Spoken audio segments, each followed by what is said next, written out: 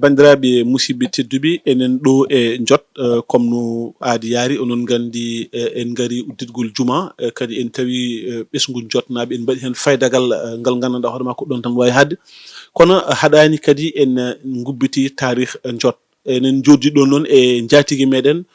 Kalidou Bayla Kane mo gandanɗa hoore ma ko goto e taniraɓe men ko kañumen coosi gonɗon wuuro wiyetego jot min jinno ko adi foof kalnan min holno jot ardi e hol sosɓe jot calminama bandiraɓe julɓe en jetti Allah en juule Muhammad sallallahu alaihi wasallam en jetti jinnaɓe men e seereɓe men hilfaɓe men aada hilfaɓe men diine hande noon eɗen jooɗi ɗo to jot jooɗi ɗo e Pindi TV en wonani en belema sonnanimami noon histoire jot kadi ko kalanammi on ko hunde ganduɗa nde guittumi e jinnaɓe woni babam Bocar Sadio Abdoul Samba o cankiɗo ɗo ko ɓooyani kanko gueɗe ɗe foof ko kanko haalanimi ɗum o heeɓi jowragal ngal ko 82 o sanki koye 2024 omo waɗi jowragal duuɓi 40 e duuɓi ɗiɗi ko wona ɗum ko min jot sosira ko Boubou Hamme e Aliou Hamme ɓe gimmi ko Ɓoki Jawe ɗo ɓe peeri ɓe goppi toon Samba Hamme e Hamadi Hamme nde ɓe ngari jonɗo ɓe cosi ɗum kanko Boubou Hamme o wonde Aliou Hamme ɓe goni e jowragal haɓe jalti aduna ɓiyiɓe ne wiya Samba Boubou woni e jowragal kañum ha yalti aduna ɓiɓɓon ngari ene wiya Bocar Samba woni jowuro ha yalti aduna Boubou Samba ari woni jowuro wonde woni jowuro nde ko ɗon jowragal ngal yalti e juuɗe amen seeɗa naate juuɗe biyeteɗo Samba Hogi wonne ko kan yetta nde Samba Hogi noon woni jowragal e ɓene mbiya ko duuɓi ɗiɗi e lebbi jeegom ɓen mbiya ko duuɓi tati e ko wawi wonne foof o woni hen kanko ɗum ɗon Djiby Abdoul ari heeɓi jowragal ngal Djiby Abdoul noon jibini Bayla jibinimi Djiby Abdoul heeɓi jowragal ngal kañum ne hokkiti miñum mo jiidi baaba goto wiya Sadio Abdoul heeɓi jowragal ngal Sadio Abdoul noon nde woni jowragal nde ko on sanki 82 nde o sanki 82 ko Bocar Sadio Abdoul heeɓi jowragal ngal sanki 2024 ko ɓooyani ɗo ko jinnaɗo amen ko fofof amen nde yalti aduna hande ko Hamidou Sadio Abdoul Samba on hande woni jowuro jot ko ɓooyani ko wuro ngo noon ko 1806 jot sosa ko nden ɓe ngari ɗo ko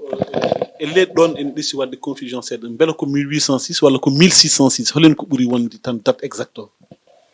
ko 1606 ko nden ngo sosa caggal majjum en jii wuro ngo sosa ko 1606 en jii kadi fa tabarakal machallah hoɗo ndewnuɗa min ɗo e tarih hollidde wonde ɗo jot rewi ha yetti ɗo woni sosɓe ɗum ha yetti ɗo woni mbo hande o ko kañum ardi wuro jot en jii jotnaɓe heewɓe mabɓe ko ɗanniyankoɓe ɗum ne aussi hol ko mbawɗa haalande min eyyi jonnaɓe minen min ganduno tan ko gaynaka e ndema nde yeehi ha ɓooyi aduna noon ko koyɗe waɗi sene yaha e yadata mum ɗanno aduna jamanu ɗannungal ari Allah walli min e ɗannungal ari min nootima e ɗannungal he law min jeehi hen kadi min keewi toon hande ɓiɓɓe jonnaɓe ene keewi e leydi France hande so waɗama résumé ɓiɓɓe jonnaɓe enen wona 120 neɗɗo ko wuure nder leydi France tan mi haalani leyɗele goɗɗe ɗe donc ɗum noon ko tabarakalla min jettir ɗum Allah kadi nomin jaari toon nomin keewiri ni foof kawral ne woodi dendal ne woodi gollodiral ne woodi kala komin ƴetti eɓe tawto min hen aɗa andi ɗum noon so yimɓe en mbayi noon heewde ndendi feere ndendi anniya ko ƴetti fof nawat ɗum min ñaago Allah noon yo Allah nawru ɗum yeeso salatu fati ko noon en jii kadi on cosi toon magasin mo gandanɗa hoore ma o ko ɓiɓɓe jotnaɓe naftorto ɗum ne aussi holko mbawɗa haalande minen walla holko sosi ɗum nden on saha addani min gon miijo kala komin cohli marchandise mamin jaaha Wourossogui min jota Wourossogui no woɗɗodiri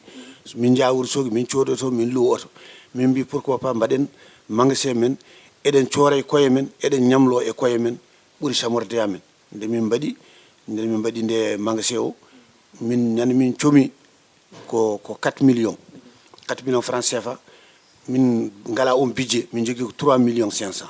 commerçant o wi wawa ñamlude min temedere nde haadi anda min ko Wourossogui min ƴettuno marchandise o Allah waɗi min gusti min coodi ko min mbawi ko min jettori ɗum Allah guila nden ha ɗo magasin o ko liggi ko golli hande wona ko somorno ko haalate ngati ko gueɗe kewɗe hande e jot omo nani hen jungo makko min jiiti min koyamen ha ɗo ñalawma hande magasin o ne marché o dartaki kala komin fandara min komin jinno e magasin min dañi ko ɓuuri ɗum hen joni noon woni nde min pi sa euro min dutti min miijo aran min mbaɗa juma mawɗo par ce que wuuro ngo natti hejje oɗo juma joni noon nde min mbaɗi pino sa euro min pi 1000 euro temedere capantati min maari juma o aɗa andi juma o sa daari komin pi ko e budget komin mbaɗi hen ko budget oɗon ɓuuri ɗum ngati ko temedere e nogase 5 million mankuɗo 50 ujunere donc min guitti magasin o ne jogui kalis min guitti hen hakke 30 millions min ɓeyditori woto gollal ngal darade te ko min gafima ko haw yettiɗo ha ñande uddita o meeɗa manquede tay dara o meeɗa darade konngol ma battinigol Pindi TV hande ari ɗo uttirgol juma hawrema kadi vraiment teddugal foof o ɗum mbaɗni amen hol konngol ma battinigol ngol ganduɗa hono ɗum jomata surtout dennal ngal ɓesgol ɗi foof e konngol am battindigol mbiɗa wasso tan kala ɓi Sénégal naji walla ɓi africaine so Allah waɗima a yeehi ladde andu nawma ko pour caggal o jiccirɗa caggal ganda ko heewi hande ɗen cohli wona jumaji tan eɗen cohli gueɗe kewɗe sa yi hande yimɓe ne jaaha e laaɗe ene maayo hen foof ko andude ngala ɗo solution ngaji mum ko ɓenni ɗum ko Pindi TV min beltanima ɗum min beltanima Abou Samba Diouf min beltanima Salmata Dia e Djibi Dieng technicien e Abba Sarr journaliste baɗɗo fayida emin ñaagui Allah noon yo Pindi TV wonto télévision tawane daara e monde entier ngati emin jiiti hen koye amen yabar salam on jarama ko noon wonno ko musidɗo men jatigue Pindi TV toon to jot mo gandanɗa hoorema wiyete ko Kalidou Bayla Kane fa tabarakallah machallah kala teddugal on mbanni min ɗum noon min mbawa sowona yettudema e jardudema kadi ya andu Pindi TV foof ene weltinima sababu ni ngal ɗo teddugal bangal fayida ngol mbaɗanɗa men allahumma salli ala sayyidina Muhammad wa sallam